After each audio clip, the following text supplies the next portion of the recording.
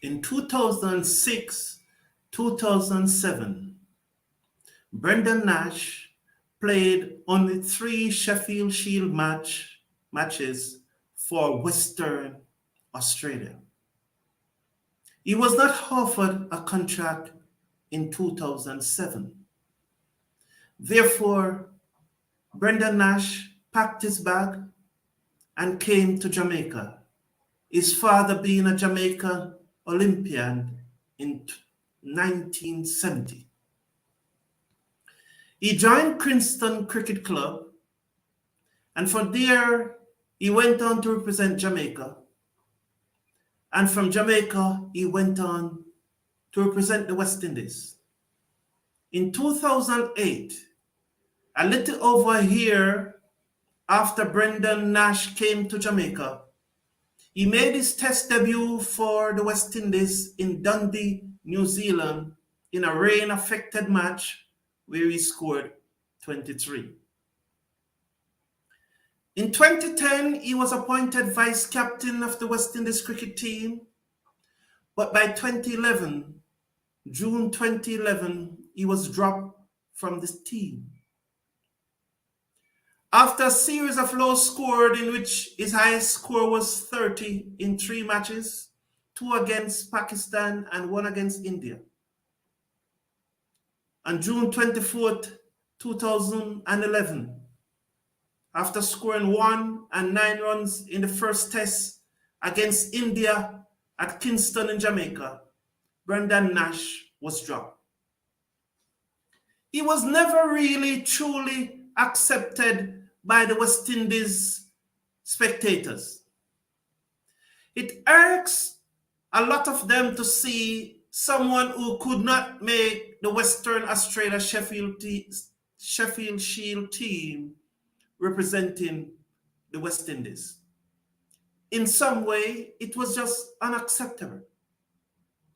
Brendan Nash played 3 years for West Indies, 21 matches. He averages 33.42, 2 centuries and 8 half-century.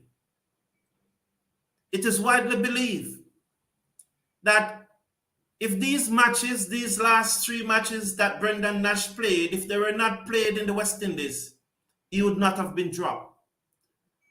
Because before those 3 matches, Nash was passing 50, was making an half-century on average every other match for the West Indies. Hello, everyone, and welcome to the Cricket Forum. Thank you for tuning in. Please slash a like on the video, share, and subscribe. Today's show is brought to you by Village Cricket. Please, if you need cricket gears, please slash a like. Please click on the link in the video description and support Village Cricket. Earlier this week, I heard the former West Indies manager Omar Khan going to bat for Akeal Hussain to be included in the West Indies team to tour Zimbabwe. And immediately it came to my mind that Gary Ballance, someone who played international cricket for England, he played 23 test matches for England with a strike with an average of 37.45, will be in that Zimbabwe team. Sikandar Raza, the 36-year-old Pakistani, will also be in that Zimbabwe team to face the West Indies. It is no surprise. In the current Australia-South Africa series that is going on, Labuschagne, the world number 1 batsman, and Khawaja, who opened the innings for Australia, are both foreigners. Labuschagne is a South African, Khawaja is a Pakistani. Even in the Australian women team, Alana King have Indian roots. If you look at Ben Stokes, the England Test captain, he's from New Zealand. And talking about New Zealand, in this present New Zealand team that is playing against Pakistan, 3 of the players, Conway, South African, and 2 others, Saudi, Indian, and there's another player. 3 players in that New Zealand team are foreigners. We recently appointed Roland Butcher as selector, a man who played Test cricket for England, as one of our selectors. We appoint him. Mark, he was born in the Caribbean, was born in Barbados, so he's one of us. But he went on to play Test cricket for England. Corey Henderson, the New Zealand international cricketer, will be playing for the United States of America next week. And this is a strategy that the US is employing, where it is recruiting talent from all over the world. And I've said here many times that in the next 5 to 10 years, that United States cricket, despite the challenges that they are having with their administration, is likely to surpass West Indies cricket. And I believe with Los Angeles applying for cricket to be played in the 2028 Olympic Games, by the time cricket played in the 2028 Olympic Games in Los Angeles, the United States will be challenging West Indies. It may even before that, because in next year, ICC World Cup qualification for the 2023 ODI World Cup in India, the West Indies and the USA may well be playing in the qualifying round. So I'm asking the question, as I think about Omar Khan going to bat for Akeem Hussain to be included in the West Indies team to tour Zimbabwe. And I think about the availability of players. I think about the quality of the players that we have. And I ask myself the question, is it time? Is it time that Cricket West Indies start looking at overseas talent to represent the West Indies? I have listed a few players who are playing cricket outside of the country of their birth. And the list goes on and on and on. We could go back, way back to Kepu Wessel, who left South Africa to play for Australia. That's my first memory of a foreign player playing for another country. So it would be nothing new. And although we did not accept Brendan Nash when he came from Australia and ended up representing the West Indies in 21 matches, is it time that Cricket West Indies start to look at recruiting talent from outside of the region? Is it time?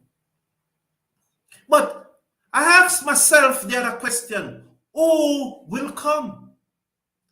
I don't think the English will come, because an English county cricketer is being paid more than a West Indian first-class cricketer, maybe even more than a Test cricketer on retainer. The same thing for the Australian and the Indian. So who will really come?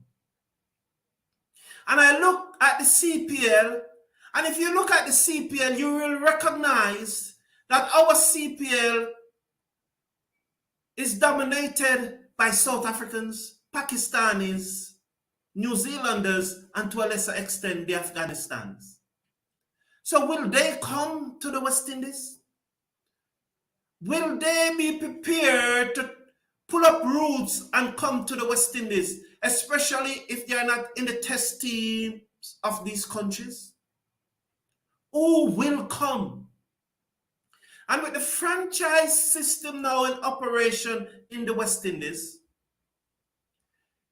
franchises like the Jamaica Scorpions, or the Trinidad and Tobago Red Force, or the Windward Volcanoes, whatsoever the franchises, they can now recruit players and give them a retainer contract from anywhere in the world. So who will come? Is there quality outside there who is prepared to come and play for the West Indies? And what reason will they come? Because they really want to play test cricket and they cannot make their national team? Is that the quality that is going to come? What about the qualification process? How long will it take for them to get a Jamaican passport, or a Barbados passport, or a Trinidadian passport? How long will they have to wait? My understanding is that is 1 year. As long as they have the passport and they have not represented another country for more than a year, they can represent their new country.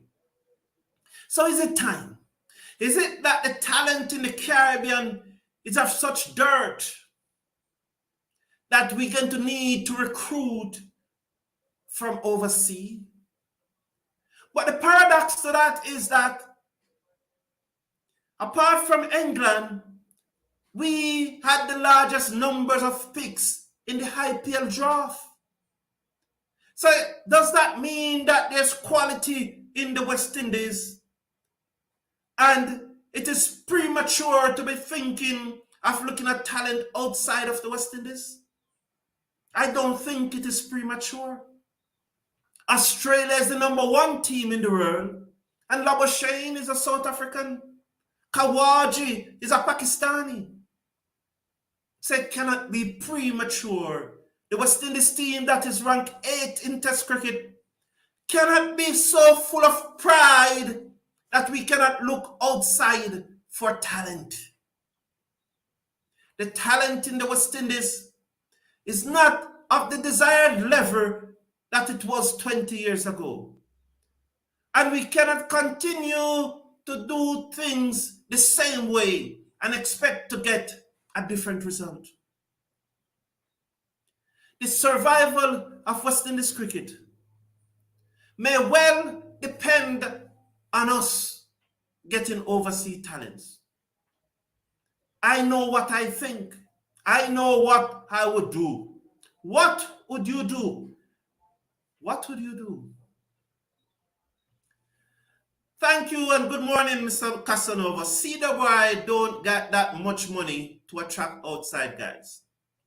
Mr. Casanova, CWI, they get the same amount. Let me show you something here. Coming from the ICC to the test playing nation, only India and England gets more money than CWI. Mark you, Australia, for one, do not really need CWI money. But West Indies get the same amount of money that New Zealand is getting, that South Africa is getting, that Zimbabwe is getting less than what West Indies is getting. So I don't think it is necessarily a money issue, because the talent that will come here will not necessarily come from England or Australia or India. I think it will more likely comes from Pakistan. And our test players have higher retainer than the Pakistani test players. Some of our test players are earning more than twice what Babar Azam is earning as a retainer from the Pakistan Cricket Board. So money should not be an issue. A franchise in the West Indies, their base price is $1,532 per month after tax. Some of these players are not getting that for their respective country. And if you look at the IPL, as I said, I think most of the players who we could possibly recruit would tend to come from Pakistan, New Zealand, South Africa, and to a lesser extent, Afghanistan. I really don't think, Mr. Casanova, that the money is the issue in this case. Thank you for your comment, however. We should look for overseas players. DeAndre Thompson, thank you very much. Merry Christmas to you, DeAndre, and a Happy New Year. We don't get a shirt sponsor. And maybe, Mr. Casanova, maybe when we start getting overseas talent, then the brand West Indies will then become attractive again. Because there was a time when the brand West Indies was very attractive. And I'm very disappointed. I'm glad you bring up that. Well noted, Mr. Casanova. We are not playing with the sponsors on the front of our shirt. And maybe getting overseas talent will increase that brand awareness, that attractiveness to West Indies brand. As I said, I know what I would do. What would you do? Is it time for Cricket West Indies to start recruiting overseas talent? The next thing is that Australia dismantled South Africa in the second test. Absolutely dismantled them. After scoring 575 for 8 declared, first they bowled out South Africa for 189 and then replied with 575 for 8 declared before bowling them out again last night for 204. It was devastation. Interestingly, this is the first time in 17 years that Australia is beating South Africa in Australia. So congratulations to the Australian team. There was a light moment in the match where I really enjoyed. David Warner, having made 200, retired on day 2, returned on day 3 to bat and got 1 ball. And I don't have anything against David Warner, but it serves him right. You're on 200 not out. What more do you want? Sit down and remain not out. So I was happy that he got a 1 ball. I have nothing against him, but I don't think you should be so arrogant and cocky that you're on 200 not out, retired earth, and then you're going to come back to bat. Just relax with the 200. And so I was very happy. But South Africa really didn't show up. Australia dismantled them in that match. Well done and congratulations, Australia. And the talk continues. Is this South African team better than the West Indies team? And as I've said on many occasions, March soon come. March soon come. And we will know. Clearly, the South African bowling is better than our bowling. And it appears at this time our batting have the edge. But I believe it is more likely that South Africa batting can stand up to our bowling more than our batting can stand up to the South Africa bowling. But again, I said, March soon come. Good morning, Giovanni Reid. South Africa don't even have 1-2. Good, they don't have a shirt sponsor. Thank you for noting that, Giovanni Reid. They play the same amount of tests as us. They are going to play a 3rd test, Giovanni Reid. It's a 3-test series. We can't pay overseas players enough. But as I've stated earlier, Giovanni Reid, I don't know if you heard it, is that we, apart from India, Australia, and England, we are one of the top paying nations when it comes to cricket. As I said earlier, we are earning, our players and retainer are earning more than the Pakistanis, the Zimbabweans, the Afghanistans, the Sri Lankans. We are earning. I'm not quite sure about the South Africans, but I'm sure it's only 3 sets of players that are earning more than the West Indian players on retainer contract. The West Indian players are well paid. They are well paid, Giovanni. They are well paid. The batting is worse than West Indies, but their bowlers are top class. Bavuma played some nice looking sweep shots. Yes, Bavuma. So let's put that into context. Their batting is worse than ours. Can you see our batting standing up to the South African bowling? But on the flip side of it, I can see South Africa batting standing up to our bowling. So I would give South Africa the edge. That's where I would give South Africa the edge. I think South Africa batsmen can survive against our bowling. I do not see our batting surviving against South Africa bowling. I am talking about the amount of tests they are playing in the new future tour program cycle. West Indies is going to play 26 tests. How many South Africa are going to play? I know West Indies is going to play 26. I do not quite know how many South Africa is going to play. Tomorrow morning, I will be able to tell you how many South Africa is going to play. But if you know the figure, Giovanni, please put it in the chat. The next test match that is going on is Pakistan versus New Zealand. And as I said, 3 members of this New Zealand team are foreigners.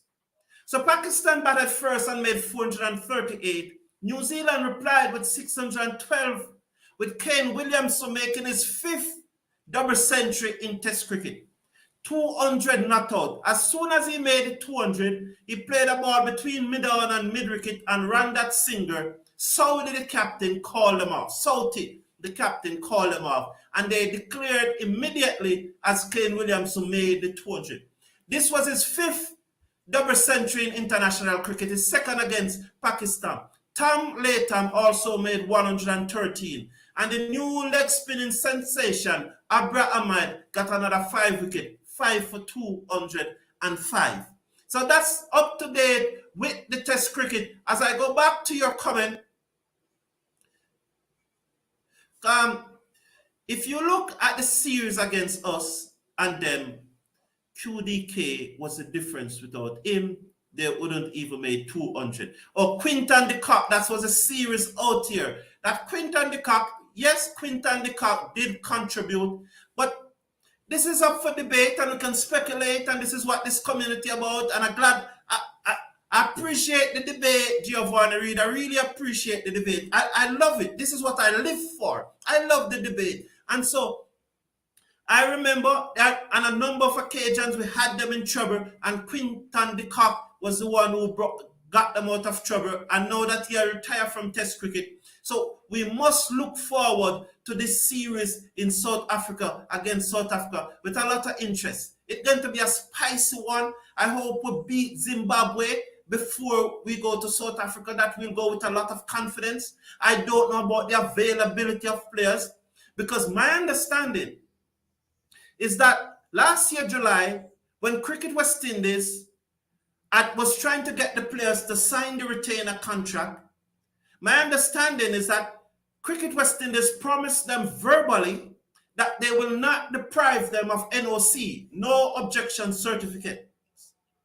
And now that a number of our players are in the International League T20, and a number of them have also signed up for the South African T20, the SA20, and the Bangladesh Premier League will be starting in February. I wondered about the availability of players for the Zimbabwe series. And so it's going to be very interesting. And maybe some of the youngsters' name that we have been calling all this time will get a chance. But it's going to be very, very interesting to see who will be available for that Zimbabwe tour. Next week or so, I'll be picking my squad. I expect the West Indies squad to be named within another 2 or 3 weeks. I want to pick my squad before the West Indies pick their squads for the comparison. So it is going to be very, very, very interesting to see.